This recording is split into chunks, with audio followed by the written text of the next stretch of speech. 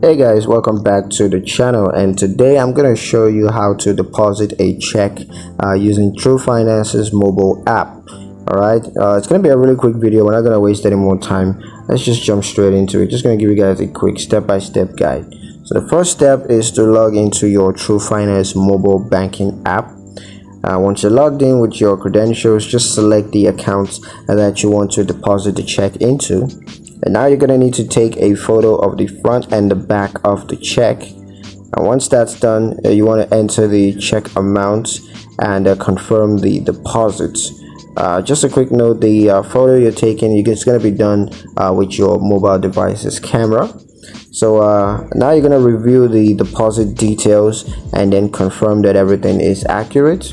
And once that's done, you're going to receive a confirmation of the deposits. Now you're also going to need to verify the deposits in your account. You want to verify and make sure that it has gone through.